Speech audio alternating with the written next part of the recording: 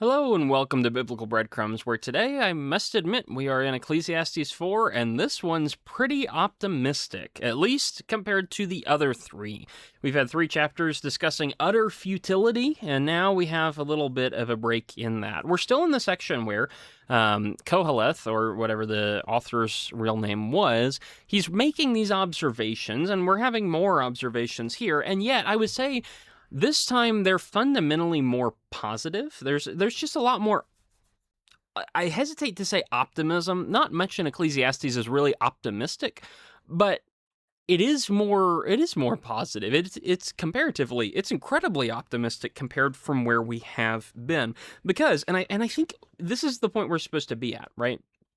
Because chapter 1, chapter 2, and then chapter 3 to a lesser extent, but still there. We're just kind of in the process of processing and accepting life's imperfections.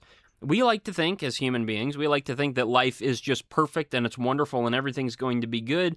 But in reality, it's really not. And there are a lot of things in life that are just designed in a weird way, in a kind of bad way. They're pointedly, something is supposed to be off so that we remember exactly what we have our hope in and where we find our purpose. It can't be in this life. And God's made sure of that because he designed this life to be kind of rough.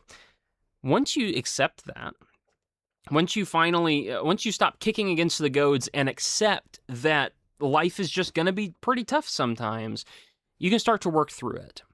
And once you realize that it's not so horrible, once you know everything's going to be horrible, it's really not that horrible. I liken it to the stages of grief. We have this little paradigm, the DABDA idea, D-A-B-D-A, denial, anger, bargaining, depression, and acceptance. These are stages of grief when you lose a loved one or lose a job or, your house burns down or something like that. You have these different stages of grief. Something traumatic happens in your life, and so you go through these. You have denial, which is where you say, no, that's not real. Anger, where you say, well, I'm mad about that being real. Bargaining, where you say, well, could I maybe make it not real? Like, could I change that situation? Depression, which is the realization, the crushing weight of saying, oh, that's how it has worked out, hasn't it? And then you have acceptance, which is comparatively pretty lighthearted because you get to realize, hey, even though that's how that is, I'm still alive. My house burned down and I lost everything, but I'm still alive. So comparatively, that's pretty good. And that's kind of where we're at. Acceptance is the final stage of grief. And that's what chapter 4 is we're all kind of depressed. Well, yeah, but you can move past it. I preached chapter 3 a couple of weeks ago. And after I had finished it, I got a couple comments. There were the usual, like, oh, good sermon or whatever. But there were also a couple comments that were like, well, chapter 1 was really awfully depressing, but now we're in chapter 3, and, that's just kind of how life is, and that's okay. And that's exactly where you're supposed to be, because that's what chapter 1 does. Chapter 1 is this rude awakening, and everybody pushes back against it, and you want it to be better than it is. But the fact is, as you go through 1, 2, and 3, you realize life isn't better than it is. Stop pretending, and now that we've stopped pretending, well, that's exactly where we are supposed to be. So, here's a little bit of an examination, a re-examination of some prior topics, but now we're from the perspective of everyone accepting where we are and accepting that life's not going to be perfect, and there's some really valuable points to be made in that context. So, Ecclesiastes chapter 4, I'll start reading in verse 1. This is a short-ish chapter. It's only 16 verses long.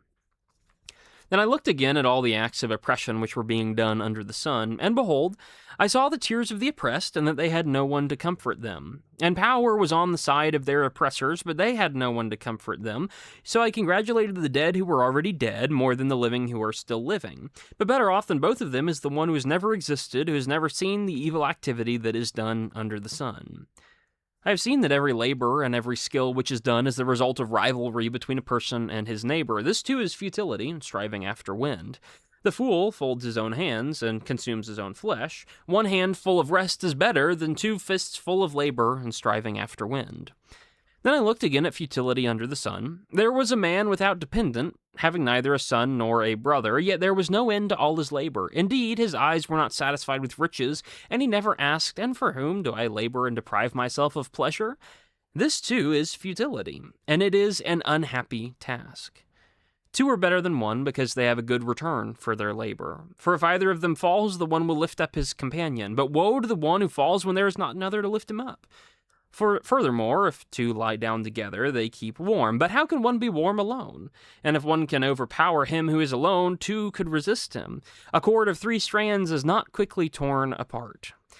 A poor yet wise youth is better than an old and foolish king who no longer knows how to receive instruction, for he has come out of prison to become king, even though he was born poor in his kingdom. I have seen all the living under the sun move to the side of the second youth who replaces him. There is no end to all the people, to all who were before them. Even the ones who will come later will not be happy with them, for this too is futility and striving after wind. I have a pretty good grasp on this chapter up until those last couple of verses. I think I know what it's talking about, but it requires a little bit of inferences and implications that may or may not be there. So be looking for that when the time comes, and by all means disagree with things that I say. You're free to do that, so please do. That's just kind of how life works. I could resist it and say, no, you shouldn't disagree with anything I say. But what's the point in doing that? I've accepted that people disagree with me, and that's okay. Probably, usually, good. Here are some prior topics. There are 5 main topics that we're going to be talking about today. Each of them is fairly rapid fire. I think the first one is the one I spent the most time on. The third and fifth ones are the ones I spend the least time on, just so you know, for kind of the pacing of this. But basically, every 3 verses, there's a new idea proposed, starting with this first idea of oppression. I looked under the sun at all the acts of oppression which were being done. You know what? You have to realize life isn't fair. That's tough. People don't like hearing that one. People think life should be fair, but of course it's not.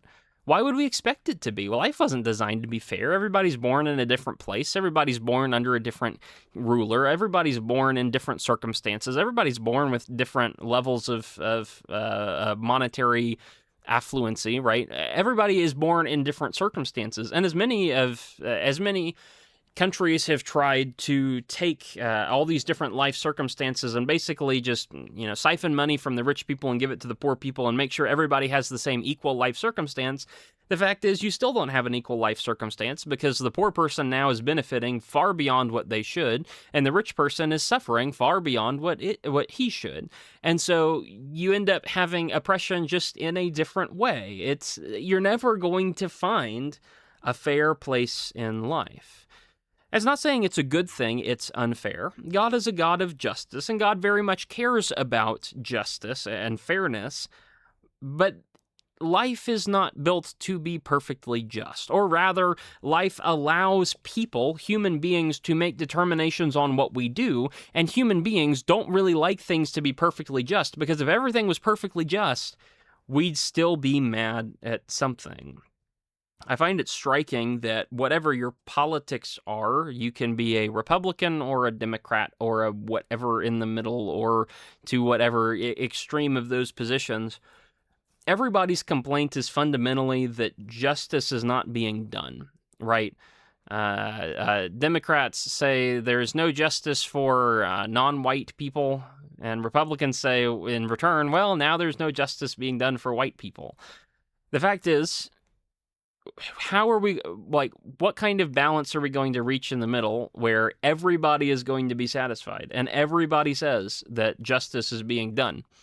It doesn't exist. It doesn't mean we shouldn't search for it. It doesn't mean we shouldn't try to be as just as possible. It doesn't mean we shouldn't try to be fair and balanced in all the different things we're going about. It doesn't mean that either side is inherently right or inherently wrong. It just means there is no situation you're going to find where every single person is content. We have justice, chapter 3 and verse 16. I've seen under the sun there's this place of justice. That's great. But in the place of justice, there is wickedness. That's just how it goes.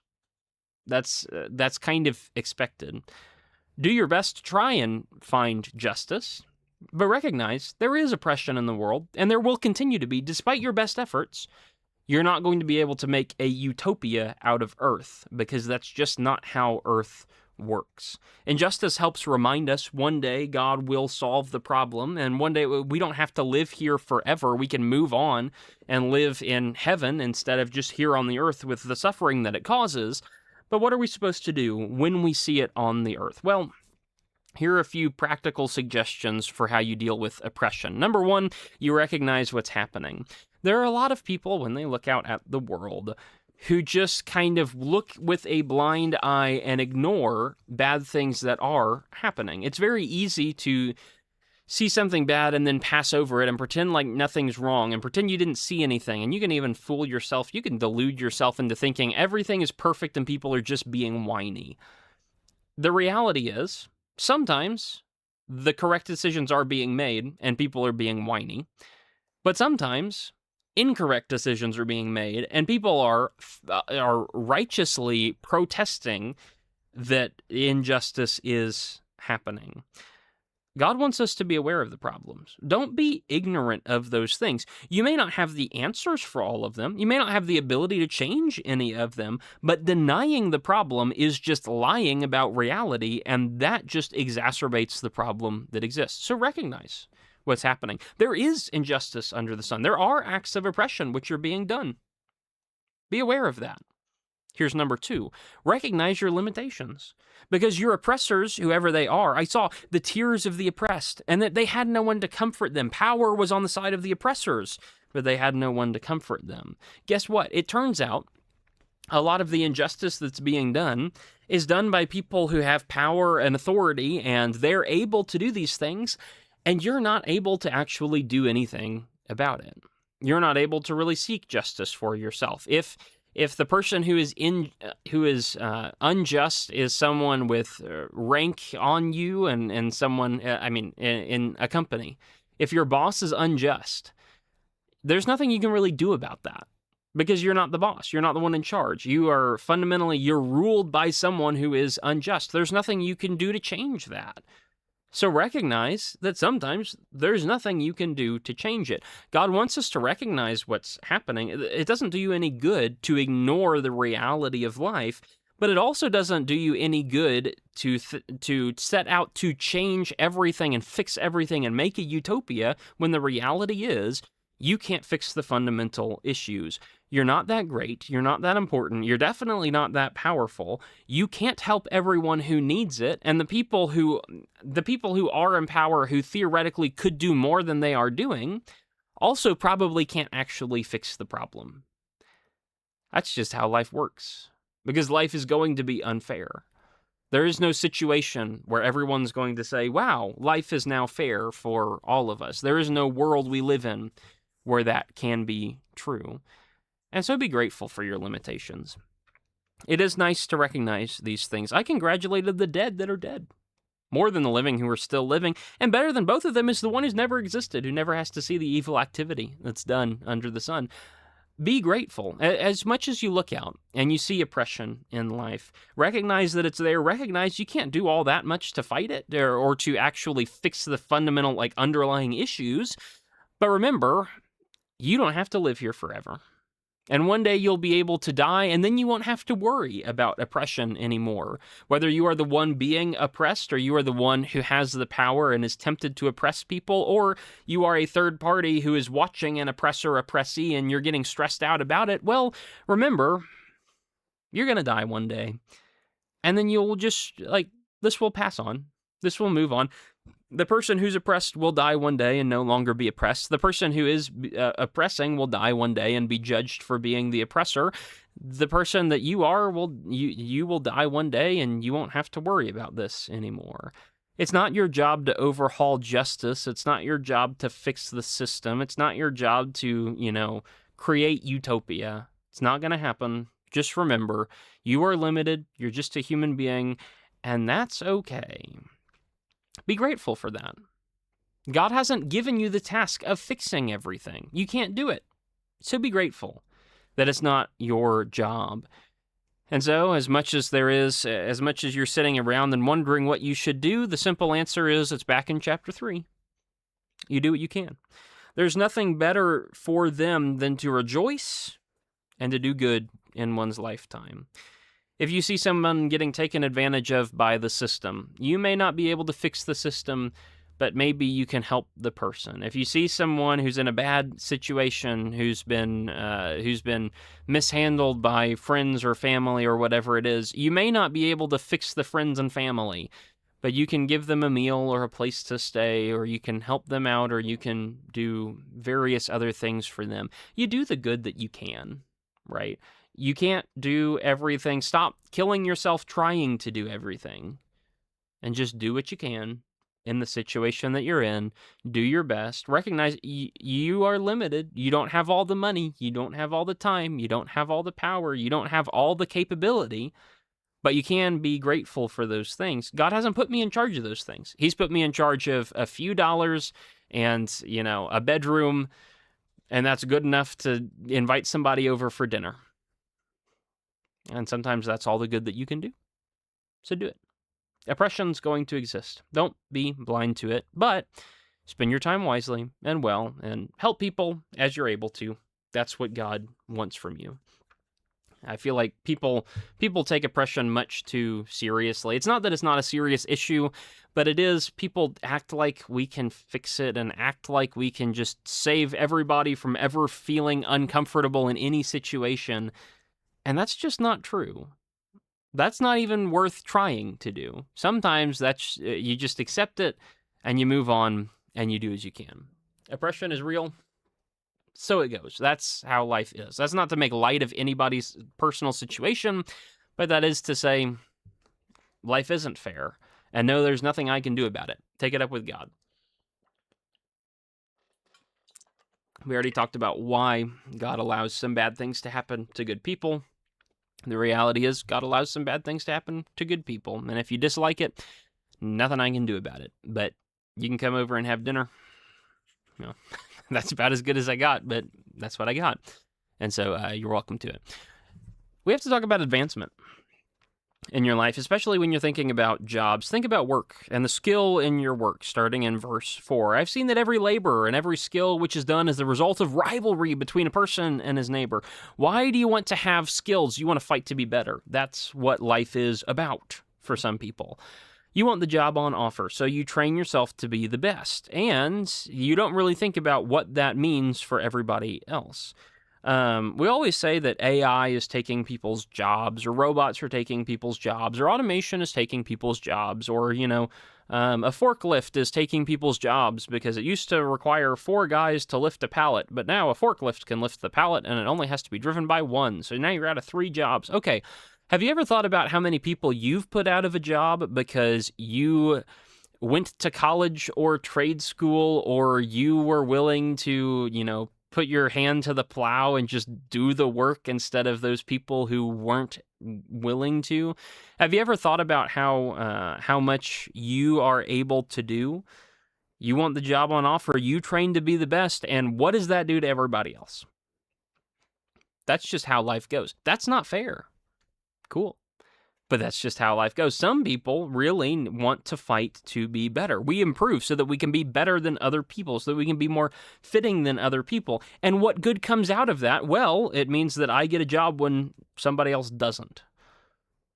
Arguably, there's nothing that really comes from that. Nothing really good comes out of fighting to be better than other people. And so you might say, well, that is also futility.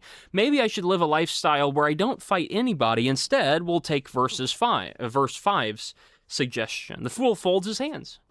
There are people who put their hand to work, and there are people who just fold their hands and sit back and do nothing. Well, what if I just never improve? Life it's not given more meaning by fighting everybody else to try and be better than them. So maybe I'll just sit back and relax and never achieve anything, never improve myself, never do anything. And, everybody else is running the rat race of trying to get the next certificate or whatever it is.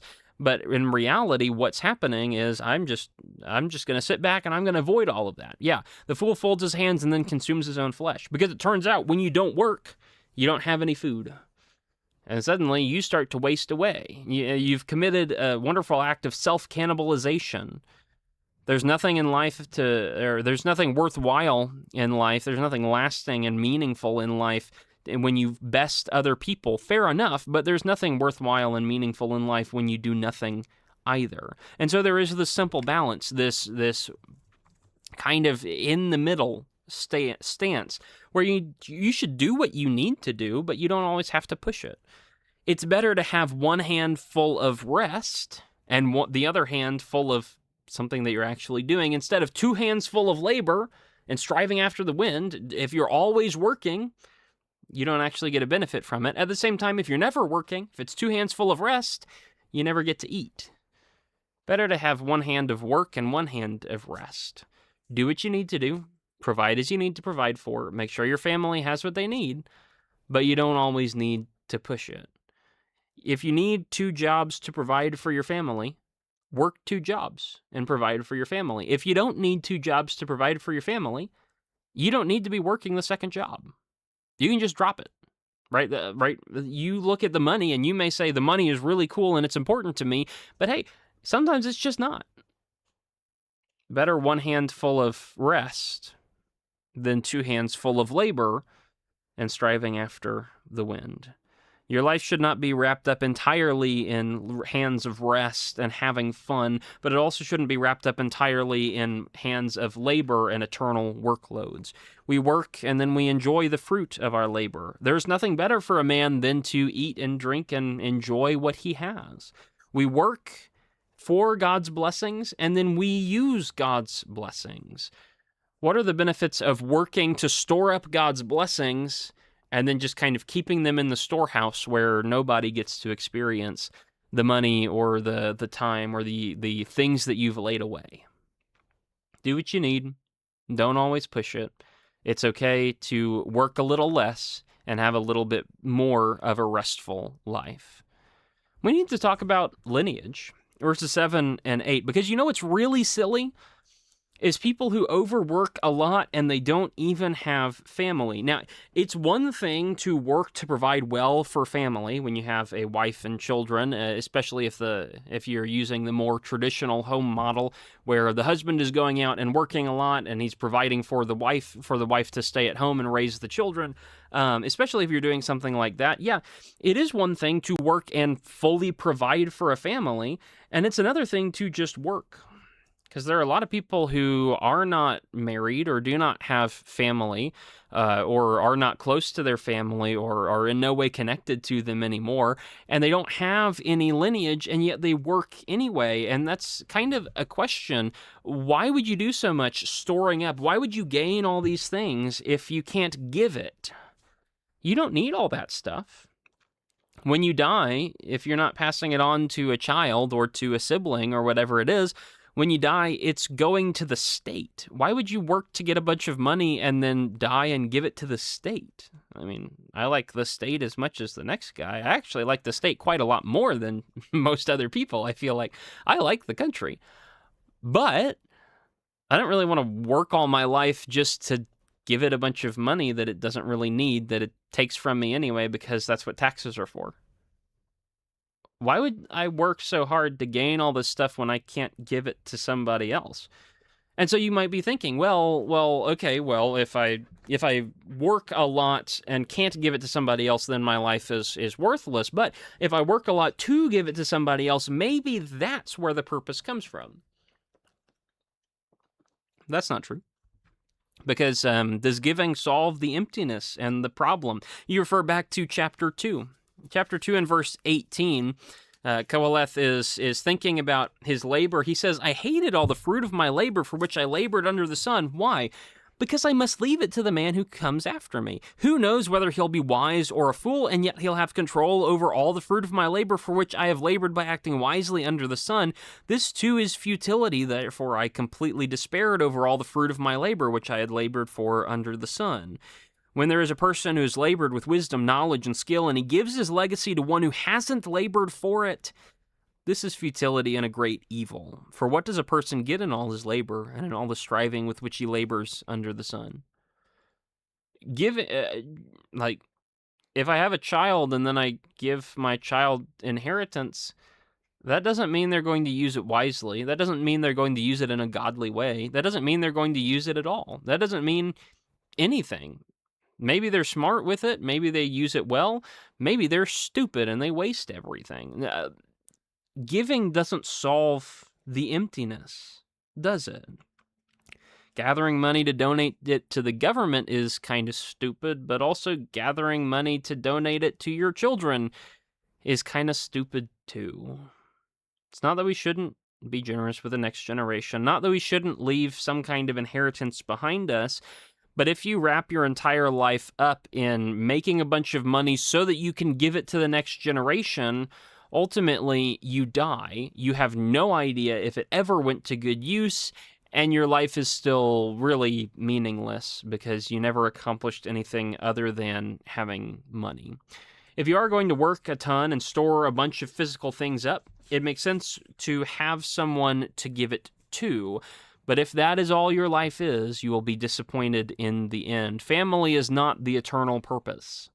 You will die, your family will die, your money will rot, and none of that will provide for you an eternal purpose that really keeps you going from day to day. Giving gifts is not a real purpose. Do not delude yourself into believing otherwise. We need to talk about company.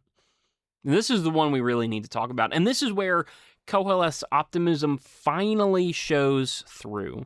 Because this chapter's segment that says there is nothing better is given, but it's not a there is nothing better sentiment. It is given without any caveats. You know what's actually good is having someone else beside you. Two are better than one.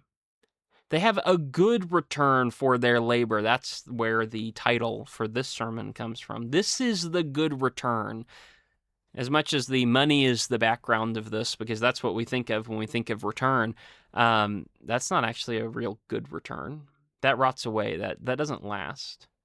But company, people around you, those do, at least for a while. You know what's good is having someone else beside you. Working for someone else is better than working for yourself alone. Benefits of having others with you include support.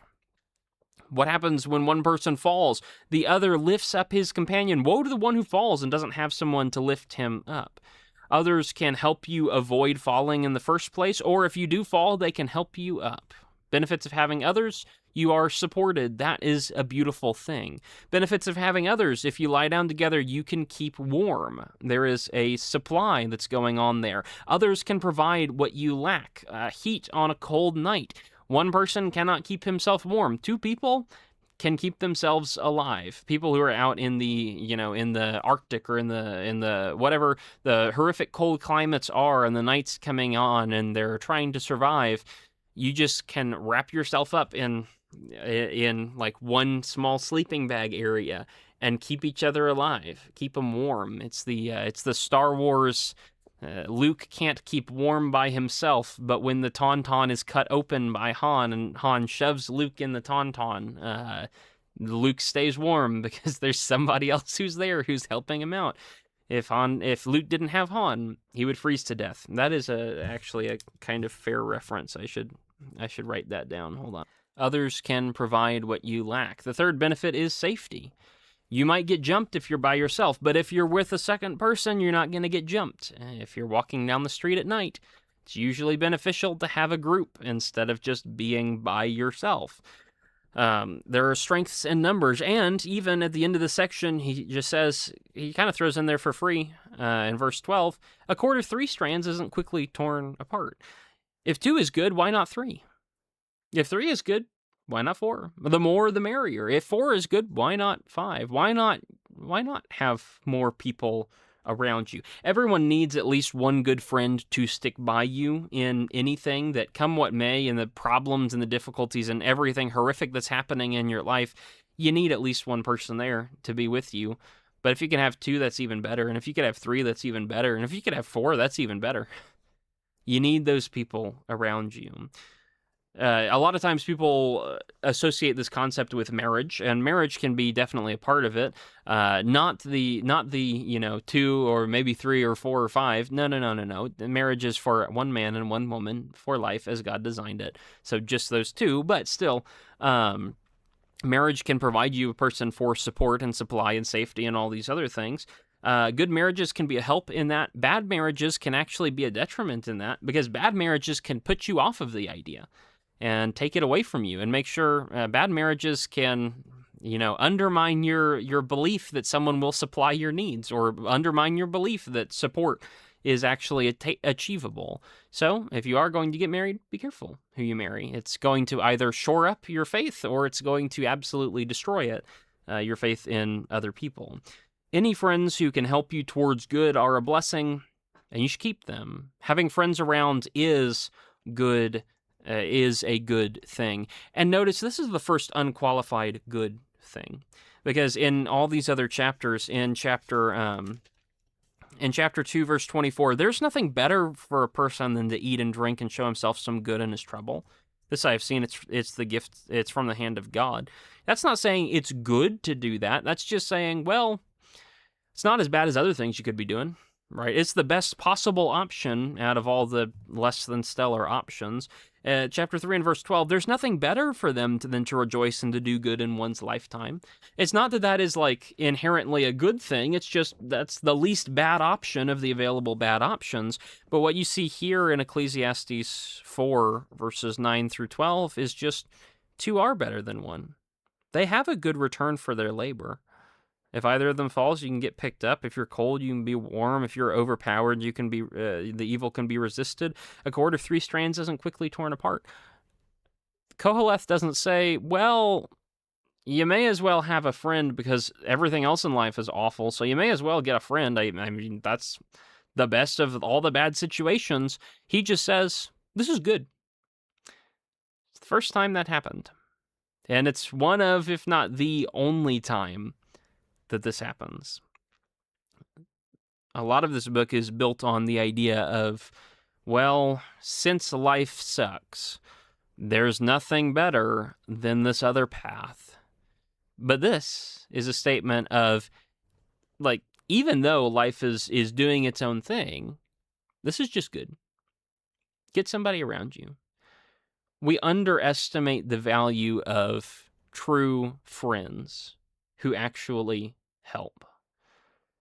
Don't do that, especially in America, which is very much an individualistic country where we're built to do things by ourselves, and we are built to kind of disassociate from society and do our own thing and make sure that we're, as an individual, we're excelling and we're better than the next guy as part of the work advancement. I want to be better than the other guy so that I get the job and he doesn't. We're built to be competitive and we're built to fight against each other. But there is nothing good like a friend. Keep that in mind. It's important that we understand this. Uncaveated. If the book that is intent on declaring everything as horrible says, this thing is actually pretty good, it's pretty good. So keep that in mind. Get some company. Get somebody around you. If you don't have a good friend, you need to find one. There's nothing like it in the world. Number 5, fifth thing we need to talk about is wisdom. And we'll keep this fairly brief because, again, language here is confusing and I'm not sure exactly what's happening. I'll explain what I think it is, and then you be the judge of how accurate that is. One more, this also does help with the having friends point, because it draws a contrast between a poor but wise person and an old foolish person who just doesn't know how to receive instruction. You would think that it would be, poor versus, you would think that it would be wise versus foolish, and that's kind of it. And yet, the poor and the wisdom, like those defining attributes of the person, kind of contrast Koheleth defines the wisdom in the parallel that says, poor and wise is better than foolish and doesn't know how to receive instruction. Wisdom is kind of associated here with the ability to heed correction, with the ability to see that something is wrong, or with the ability for someone to approach you and say, hey, I don't think you're doing this thing right. You to recognize the truth in that statement, you to accept the truth in that statement, and you to modify your life based on the truth in that statement. Wisdom is the ability to hear a correction and to actually listen and pay attention to it. Good friends help provide this to you, by the way. If you're looking for a friend and you have a bunch of friends, but none of them are ever willing to say, hey, you're wrong, or hey, I don't think that thing you're doing is correct, or hey, do you not see what evil you're doing right now? Like, do you not see that you need to turn away from it, that you're being stupid and evil and a bad person?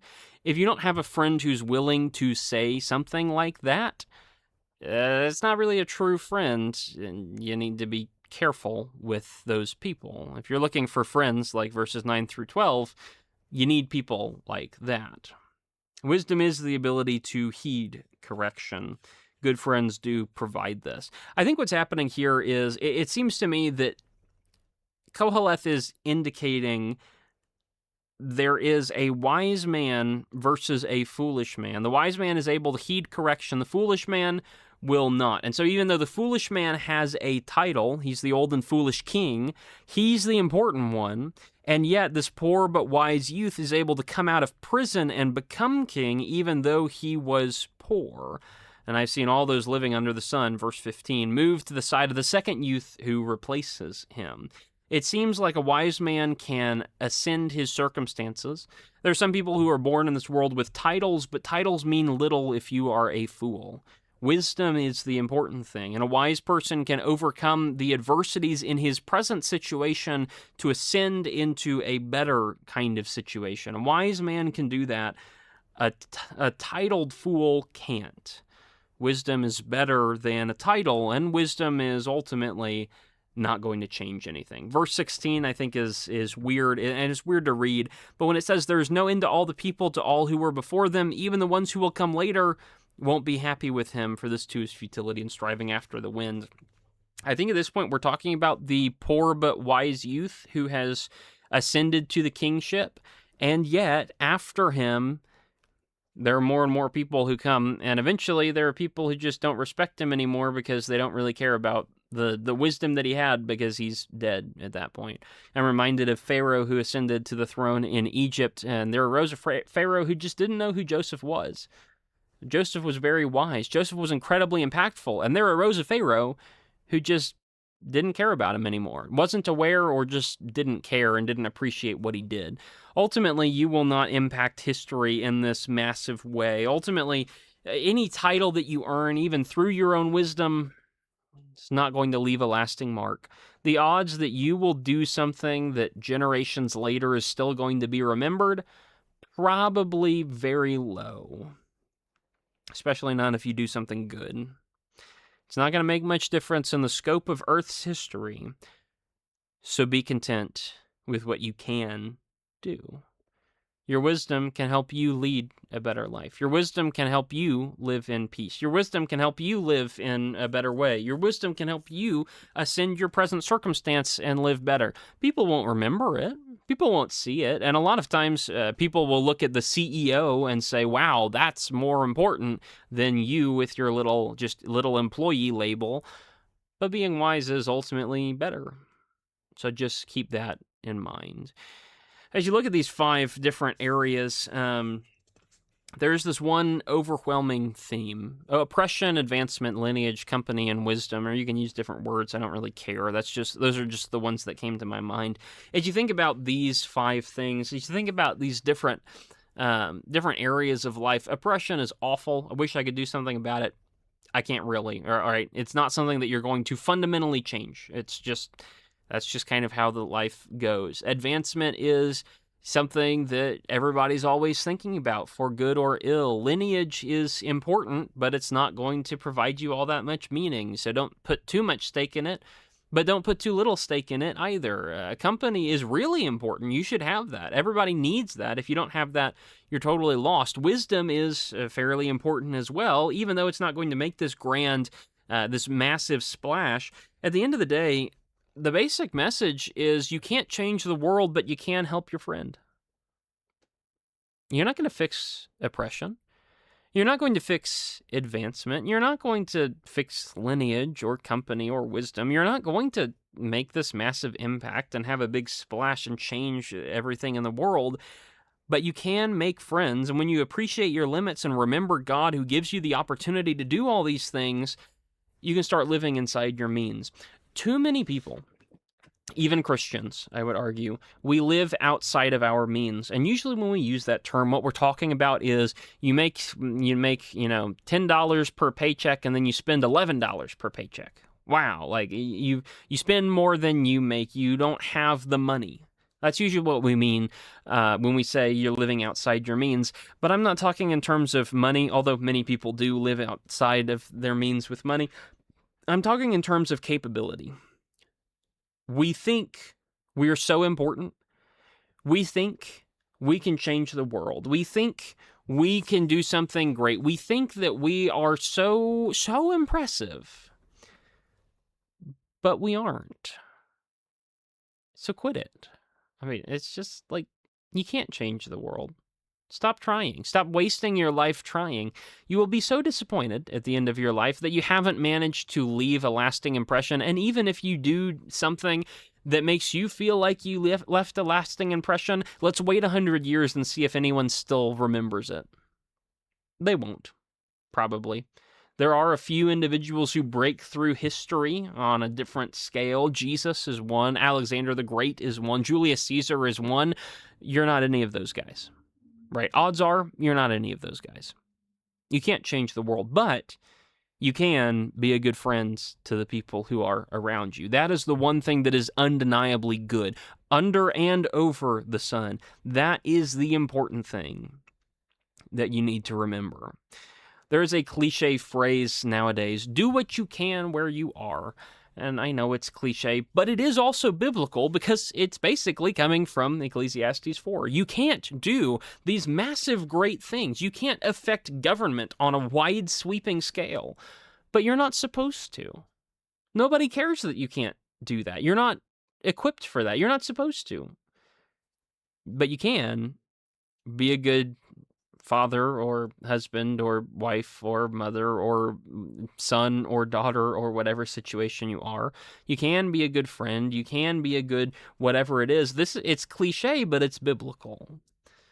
Maybe I should just quote from the Bible and read Romans 12 and verse 3 when Paul says, "Remember, don't think of yourself more highly than you ought to think, but think so as to have sound judgment, as God has allotted to each a measure of faith." And specifically, of course, that verse is talking about service in the church, but think about it in terms of service in the world as well. Don't think of yourself more highly than you ought to think. You're not going to fix the justice system. You won't. You have your problems with it? Understandable. Everyone does. You're not going to fix it. But you can be nice to the person next to you. There are too many people who live in such a way, they live for such great and lofty goals like fixing the justice system that they never stop and say a kind word to their neighbor. And if we miss out on all of our opportunities to be good to those who are around us in the pursuit of doing some good on a societal level, you're not going to do the good on the societal level. And you'll have wasted every opportunity to do good on the individual level as well. Some things, you just need to have priorities.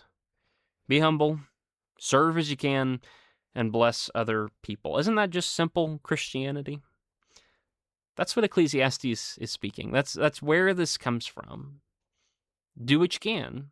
You can't change the world, but you can be a good friend. And so on that note, we'll leave it there. That's Ecclesiastes chapter 4. There's more to talk about, of course. Every time I talk about something, there's always more to talk about, but I'll leave it there for you to consider. Thank you for listening. Hopefully you have enjoyed, and hopefully you have benefited from this. This gives you something to think about. There's plenty to consider. So, thank you for listening. Hopefully you have some benefit and have some thoughts going on in your head. You can always let me know in a comment or a question if you want or need that kind of input. And if not, well, I will see you next time. God bless. I'll see you on, I guess, next week at this point. This is coming out on Friday, so I'll see you next week for the rest of, or for whatever is coming next.